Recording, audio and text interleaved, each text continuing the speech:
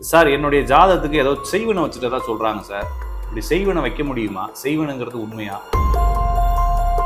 ஒரு குடும்பத்துக்குள்ள வசிக்கக்கூடிய யாருக்காவது சனி வக்கரமாகவோ சனி பரிவர்த்தனையாகவோ அல்லது சனி சிம்மராசிலோ கடகராசிலோ இருந்தால் அவங்களுக்கு செய்வினை யாருனாலும் வைக்கவே முடியாது. சந்திரனும் ராகுவும் சந்திரனும் கேதுவும் சேர்ந்திருக்கவங்களுக்கு இது மாதிரி யாரோ ஒருத்தவங்க நம்மளை தொல்லை பண்றாங்கன்ற மாதிரி ஒரு மன அழுத்தம் இருக்கும்.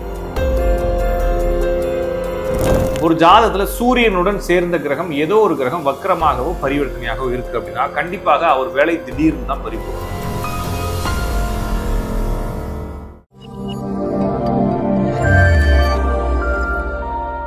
ஃபுல் ஆன் பக்தி நேயர்கள் அனைவருக்கும் அன்பு வணக்கம். நான் உங்கள் ஜோதிடன் ராஜன் அடிக்காப்பா. மீண்டும் இந்த காணொலி வாயிலாக உங்களை சந்திப்பதில் மிகுந்த மகிழ்ச்சி. பொதுவாக நாம் இந்த சேனல்ல ஜோதிடம் மற்றும் ஆன்மீகம் சார்ந்த தகவல்கள் நிறைய தகவல்களை பேசிட்டு வரோம். இன்று நாம் பார்க்கக்கூடிய தகவல், சார் என்னுடைய ஜாதகத்துக்கு ஏதோ செய்வனை வச்சுட்டதா சொல்றாங்க சார். இப்படி செய்வனை வைக்க முடியுமா? செய்வனுங்கிறது உண்மையா? இல்ல என்னுடைய ஜாதகத்துக்கு செய்வனை வச்சிருவாங்களா அப்படிங்கிற மாதிரி அமைப்பு இருக்கா? யாருக்கெல்லாம் இந்த செய்வனை வச்சிருப்பாங்களோ அப்படிங்கக்கூடிய பயம் வரும். யாருக்கு செய்வனை வைக்க முடியாது அப்படி ஏதாச்சும் இருக்கா? வைக்க முடியாத அளவுக்கு இருக்கானா? கண்டிப்பா எல்லாத்துக்கும் நான் விடைய சொல்றேன். ஆனா இந்த செய்வனை அப்படிங்கிறது முழுக்க முழுக்க ஹம்பக், ஒரு ஏமாற்று வேலை தான்.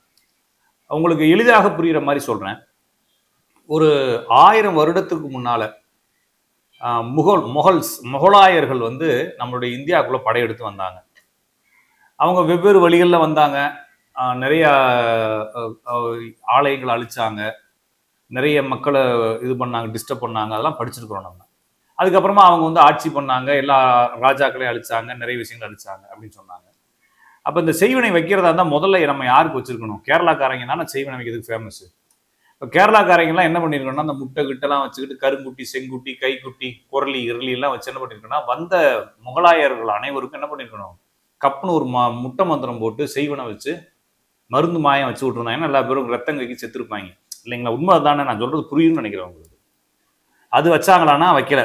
அதுக்கப்புறமா 300 வருஷத்துக்கு முன்னால கிழக்கிந்திய கம்பெனிகள், டச்சு, கிழக்கிந்திய கம்பெனி, வெள்ளைக்காரங்க எல்லா பேரும் என்ன பண்ணாங்க, அவங்களும் ஒரு டீமா பூந்தாங்க. பூந்து என்ன பண்ணாங்கன்னா, நம்மளுடைய நாடுகளில் இருக்கக்கூடிய எல்லாத்தையும் அடிமையாக்குறது, பெண்களை கபலீகரம் பண்றது, கோயில்களை அழிக்கிறது, புனித நிலையங்களை இது பண்றது, அறிவார்ந்த செயல்கள் எல்லாத்தையும் அழிச்சிடுறது, ஓலைச்சுவடியில் அழிக்கிறது, இந்த சொல்லி நிறைய வேலைகள் பார்த்தாங்க.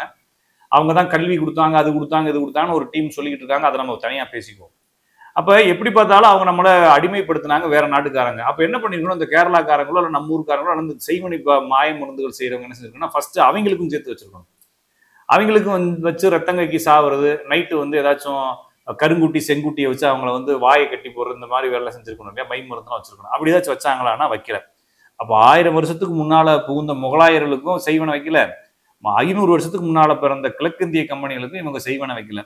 ஆனா யாருக்கு வைக்கிறாங்க அப்படின்னா, ஒண்ணுக்கும் ஆகாத கஷ்டத்துல இருக்க, ஏற்கனவே அந்த சும்மா விட்டு இருந்தாலும் நான் காலி ஆயிடுவேன் இல்லையா, என் விதியே இப்படி கேவலமா இருக்குன்ற மாதிரி இருக்க ஆளுக்கு செய்வனை வைக்கிறேன்னு சொல்லிட்டு, அது என்னன்னா அப்ப சரியா புரிஞ்சுக்குங்க, இது ஒன்லி சம்பாதிக்கிறதுக்கான ஒரு விஷயம். அதுக்கப்புறமா நம்மளுக்கு பயம் இருக்கு வாழ்க்கையில, அது சம்பந்தமாக அந்த பயத்தோட சேர்த்து இந்த பயத்தை சேர்த்து நம்மளுக்கு செய்வனை வச்சுட்டாங்க அப்படின்னு ஒரு சிந்தனை தோணும். அப்ப யாருக்கெல்லாம் செய்வனை சிந்தனைகள் தோன்றும் அப்படின்னா, ராகு கேது சந்தியில இருக்குது இல்லைங்களா?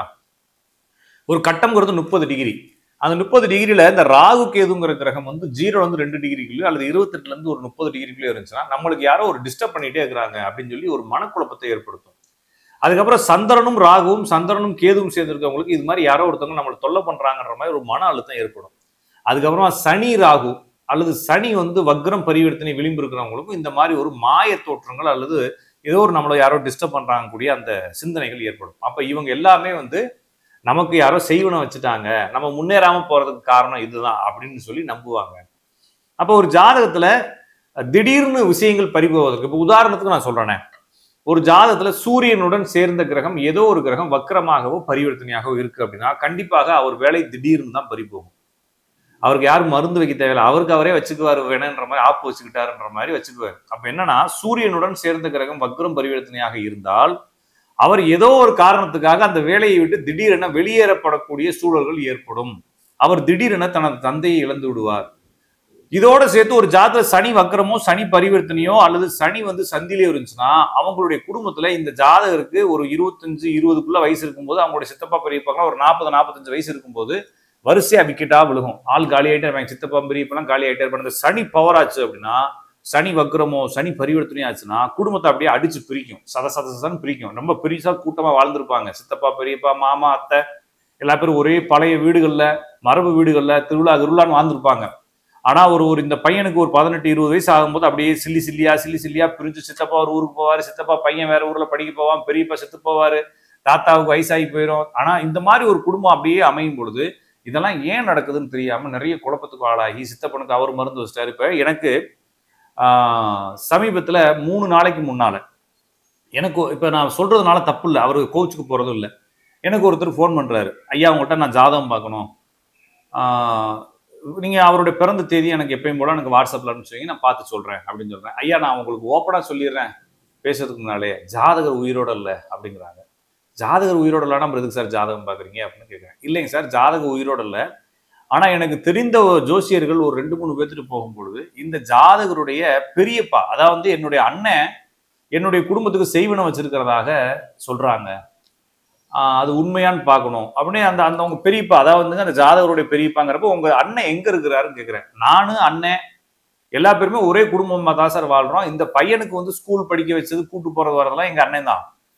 இப்ப எனக்கு என்னன்னா மனசுக்குள்ள பயமா இருக்கு, எங்க அண்ணனே என் குடும்பத்தை அழிக்கிறதுக்கு எப்படி வனம் வைப்பாரு அப்படின்னு சொல்லி நிறைய பேர் ஒரு மாதிரி சொல்றாங்க. அப்படின்னு என்ன செய்ய சொல்றாங்கன்னா அதுக்கு சில மந்திரங்கள் செஞ்சு அந்த கட்டை விளக்கணும், இல்லைன்னா அடுத்தடுத்து மரணங்கள் குடும்பத்துக்குள்ள நிகழும்னு சொல்லி ஜோசிகாரர் சொல்றாரு. ஒரே ஒரு ஜோசிகாரர் ரிப்பீட்டா சொல்றாரு. அப்ப இது என்ன சார் பண்றதுங்கிறப்ப உங்களுக்கு புரியும் நினைக்கிறேன். அப்ப அண்ணன் தம்பிகளுக்குள்ளேயே கோர்த்து விடுறது. அப்ப இது என்ன ஆகுது, இது எங்க நடக்குதுன்னா இந்த கொங்கு பெல்ட், ஈரோடு, நாமக்கல், திருப்பூர் இந்த மாதிரி நிறைய நடக்குது. காரணம் என்ன, மக்கள் அதை நிறைய நம்புறாங்க. அவங்க என்ன சொல்றாங்க, ஒரு பெண் ஜாதகத்தை எடுத்துட்டு எங்க வீட்டுக்காரர் சரியில்லை, கஷ்டப்படுற, ஒரு சம்பாதிக்க மாட்டாரு, ஒரு பொறுப்பு இல்லாம இருக்கிறாருன்னு சொல்லி கொண்டு போய் கொடுக்கும்போது உங்க வீட்டுக்காரருக்கு வேற ஒரு தொடர்பு இருக்கு அப்படின்னு சொல்லி ஒரு 60,000 ரூபாய்க்கு ஒரு தகுடு எழுதி கொடுத்து இதை தலாணி கீழே வச்சு படுத்துவங்க, உங்க வீட்டுக்கு மருந்து வச்சிருக்கிறாங்க, வசிய மருந்து வச்சிருக்காங்க உங்க வீட்டுக்காரருக்கு, இந்த வீட்டுக்காரரை இந்த அம்மாவே வச்சு வாழ முடியல, இந்த ஆளுக்கு இன்னொரு பொம்பளை வசியை வச்சு இந்த பொம்பளை வச்சு, இது எவ்வளவு குழப்பமா இருக்கு பாத்தீங்கன்னா. இந்த மாதிரி ஜோசிக்காரங்க குழப்பி குடும்பத்துக்குள்ள ஒரு பயத்தை கிளியை ஏற்படுத்துறதுக்காக இந்த செய்வினை மருந்து மாயம் அப்படின்றதெல்லாம் சொல்றாங்க. இது யாரும் வைக்க முடியாது. ஃபர்ஸ்ட் பாயிண்ட், யாருக்கு வச்சிருப்பாங்கன்னு பயம் வரும்னா நான் ஏற்கனவே சொன்ன விதிகள். யாருக்கு வைக்க முடியாது அப்படின்னா அதே ஆளுக்கு தான். அப்ப சனி வக்ரம் யாருடைய ஜாதத்திலேயாவது அல்லது யாருடைய குடும்பத்திலாவது, நான் சொல்றது புரிஞ்சுக்குங்க. இப்ப நான் இருக்கிறேன், என்னுடைய பொண்ணு, என்னுடைய பையன், என்னுடைய மனைவி, இந்த மாதிரி என்னுடைய குடும்பத்துக்குள்ள வசிக்கக்கூடிய யாருக்காவது சனி வக்கரமாகவோ சனி பரிவர்த்தனையாகவோ சனி ஆட்சினா சனி மகர ராசியிலோ அல்லது கும்பராசியிலோ அல்லது சனி தனது ராசிக்கு 7 அப்ப சிம்ம ராசியிலோ கடகராசியிலோ இருந்தால் அவங்களுக்கு செய்வினை யாருனாலும் வைக்கவே முடியாது. அப்போ உங்களுக்கோ அல்லது உங்களுடைய குடும்பத்தில் இருப்பவருக்கோ யாருக்காவது இந்த மாதிரி சனி இருந்தா அவங்களுக்கு செய்வினை வைக்க முடியாது. ஆனா செய்வினை வச்சுட்டாங்களோன்ற பயம் இருக்கும். ரொம்ப போட்டு குழப்பிக்காதீங்க. செய்வினை அப்படிங்கிறது யாரையும் உங்களுடைய வாழ்க்கையில நீங்களா மருந்து வச்சுட்டு உங்க வாழ்க்கை கெடுத்தா தான் உண்டே தவிர அடுத்தவனுடைய வாழ்க்கையை அடுத்தவன் கெடுக்க முடியாது. அப்படி கெடுக்கிறதா இருந்தா அந்த உலகமே தன்னைத்தானே மாத்தி அடிச்சு செத்துருப்பாங்க நேரம் இல்லைங்களா. அப்படி செய்ய முடியாதுன்றதை புரிஞ்சுக்குங்க. நான் இதை அடிக்கடி எல்லா சேனல்லையும் சொல்றேன். நிறைய பேர் இது சம்பந்தமா என்கிட்ட அடிக்கடி கால் பண்ணி கேட்குறீங்க. ஒருத்தர் என்ன சொல்றாருன்னா, என் மனைவி சாகிறதுக்கு விதியே இல்லை.